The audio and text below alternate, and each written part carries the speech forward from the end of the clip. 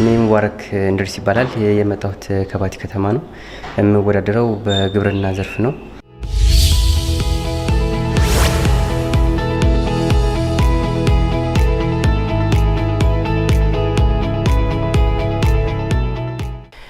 ከመጀመራችን በፊት በአእምሯችሁ መልሱት አንድ ጥያቄ ልጠይቃችሁና እንጀምራለን። አብዛኛው የኢትዮጵያ ገበሬዎች ከውጭ የሚመጡ የኬሚካል ማዳበሪያዎች ከፍተኛ ወጪን በሚጋለጡበት ሰዓት ጎን ለጎን አብዛኛው እጅግ በጣም በርካታ ቆሻሻዎች እንደሚጣሉ ታውቃላችሁ ብዬ አስባለሁ። መልሳችሁ አዎ ከሆነ ለዚህ የሚሆን መፍትሄ አለኝ እኔ። እንደሚታወቀው ግብርና የኢኮኖሚ ኢትዮጵያ የጀርባ አጥንት ነው። ከዛም ባለፈ ደግሞ የብዙ ገበሬዎችንና ማህበረሰቦችን የኑሮ የሚደግፍ ነው። ይሁን እንጂ ከውጭ የሚመጡ እነዚህ የኬሚካል ግብአቶች የዋጋ በጣም መጨመርና ቀጣይነት ያለው የአፈር ለምነት መቀነስ ስጋት ሆኖ ቆይቷል። ጎን ለጎን ደግሞ እጅግ በርካታ ቆሻሻዎች በአካባቢያችን ልክ እንደ የሰው አይነ ምድር አጥንትና አመዶች ባልባሌ መልኩ ሲወገዱ እንመለከታለን። ይህ ደግሞ ለአካባቢ ጤናን ያስከትላል፣ የተለያዩ ጉዳቶች ይኖሩታል ማለት ነው።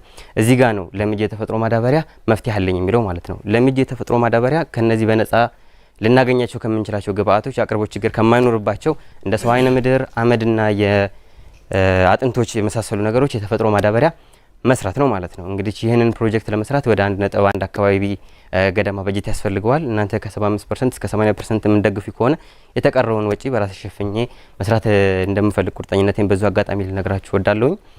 ከዛ ባለፈ ሂደቱን እንግዲህ ይህን ማዳበሪያ ለመስራት የሚጀምረው እነዚህን የተለያዩ ግብአቶችን መሰብሰብ ይሆናል ማለት ነው። ከዛ በኋላ እንደ ማከማቸት፣ የተለያዩ ስራዎችን ማድረግ፣ ከጠረን ነጻ ማድረግን የመሳሰሉ ነገሮች በዚህ ያልፋል ማለት ነው። ኢምፓክቱን በምናይበት ሰዓት ደግሞ የስራ እድል ከመፍጠር ጀምሮ የተለያዩ ነገሮች ይኖሩታል። በቀጥተኛ መልኩ ከ20 እስከ 30 ለሚሆኑ ሰዎች ይፈጥራል። 80%ቶችን ሴቶችን የሚያሳትፍ ይሆናል ማለት ነው። በተዘዋዋሪ መልኩ ደግሞ ከ60 በላይ ሰዎችን የስራ እድል ይፈጥራል ማለት ነው። የአካባቢ ጤናን ይጠብቅልናል። ለገበሬው ደግሞ አሁን ላይ ከሚጠቀመው የኬሚካል ማዳበሪያነት ተሻግሮ የተፈጥሮ ይሆናል። ከዛ ባለፈ ደግሞ ከ50% እስከ 70% በሚሆን ደረጃ እንደ ፕሮፊት ስኬል አያያዛችን ማለት ነው ርካሽ ሆኖ ይቀርባል ማለት ነው። እንግዲህ አሁን ያለንበት አንድን ቆሻሻ እንደ ቆሻሻ ወይም ደግሞ እንደ ግብአት እንደ እድል የምንጠቀምበት ሰዓት ላይ ብዬ አስባለሁኝ። ስለዚህ እኛም የማህበረሰቡ አካል እንደመሆናችን መጠን ይህን ፕሮጀክት ሁለቴ ልናስብበት ይገባል ብዬ አላስብም። አመሰግናለሁ።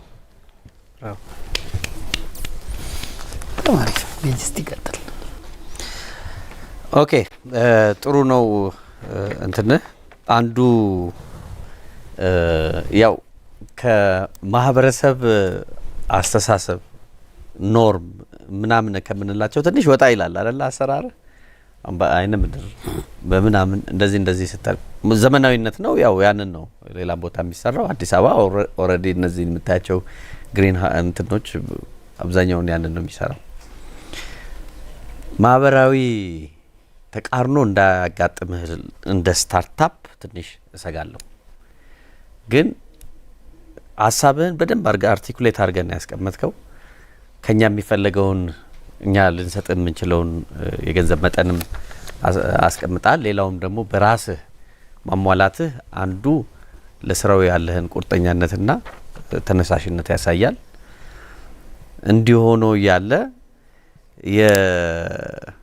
በዚህ የምትሰራውን ማዳበሪያ ሊጠቀሙ የሚችሉ የተወሰኑ የገበሬ ወይ ደግሞ የገበሬ ማህበር የመሳሰሉትን ተወሰነ ዳታ ወስደም ሊሆን ይችላል። አይ ዶንት ኖ መውሰድ አለብህ ብዬ አስባለሁ። ትንሽ የዳሰሳ ጥናት አርጋለሁኝ። አርጋሃል? አዎ እየጠየቀኝ ከሆነ ያው ጨርስ ብዬ ነው አስተካክል። እሺ ጨርሻለሁ። እሺ አሁን እንዳልከው እነዚህ ነገሮች አርጌ ነበር። ለምሳሌ እኛ እንደ ኢትዮጵያ እንዲህ አይነት ነገሮች ያስቸግሩናልና አንድ እርምጃ መራመድ አለብን ብዬ አስባለሁኝ። ምክንያቱም እንዲህ አይነት ባህላችን ይዘን የምንቀጥል ከሆነ እስከመቼ ነው? ለምሳሌ ማህበረሰባችን እኮ እንደዚህ ነው ያልን የምንቆይ ከሆነ የሰውን ታሪክ እናያለን እንጂ የራሳችንን ታሪክ መጻፍ አንችልም። ስለዚህ መጀመር ካለብን አሁን መጀመር አለብን ማለት ነው። በአካባቢያችን የተለያየ እድሜ ላይ ያሉ ገበሬዎች ይኖራሉ። እንዳልከው ጎልማሳ ይኖራሉ፣ ወጣት ይኖራሉ። ቃል በቃል አሁን ወጣት የሆኑ እንትኖች ይነገሩኛሉ። እንደዚህ ነገር አስቤያለሁ ስላቸው እንዴ መጀመሪያ እኮ የኬሚካል ማዳበሪያው ሲገባ መሬትን ይጎዳል እየተባለም አሁን ግን እየገዛ ነው እየተጠቀምነው ነው። ይሄንኛው አይነ ምድር ነው ከመባሉ ውጪ ምንም አይነት ሳይድ ኢፌክት አይኖረው። ጠረኑ ደግሞ ሙሉ ለሙሉ ኮንትሮል ተደርጎ ነው የሚወጣው። እንደዚህ ደግሞ አሁን የምንጠቀማቸው ማሽነሪዎች ይኖራሉ፣ የተለያዩ ፖሊሽንግ የሚያደርጉ ግራኑሌት የሚያደርጉ ማሽኖች አሉ። ያንን የምንጠቀምበት ምክንያት እነሱ አስፈልጉ ነበር። የምንጠቀምበት ምክንያት ምንድነው? ከረንት ላይ ያለውን ፈርቲላይዘር እንዲመስሉልን ነው። እነሱን አድርገን ነው የምናቀርብላቸው። ስለዚህ የሚለየው ምንድነው ማለት ነው? ውስጣቸው ላይ ያለው ግብአት ነው የሚለየው ማለት ነው። የሚመጡበት ነገር ነው ኬሚካልነት አልፎ የተፈጥሮ ነው የሚሆኑት ማለት ነው።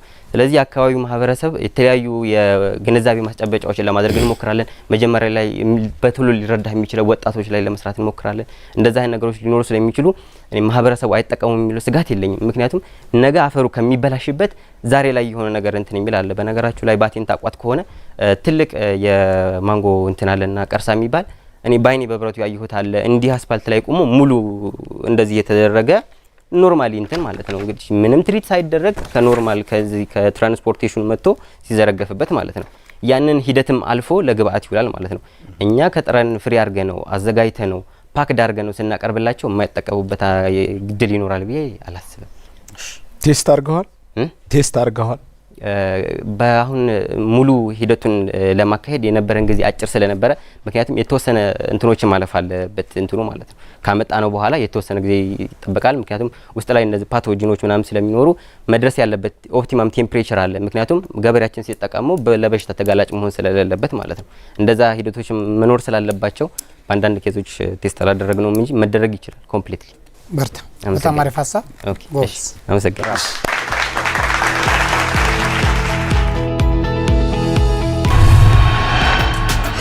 ስራዬን እንግዲህ በጥሩ ሁኔታ አቅርቤ ያለው ብዬ አስባለሁ። የዳኞቹንም ምክረ ሀሳብ ሰምቻለሁ። ገንቢ ነው ብዬ አስባለሁ።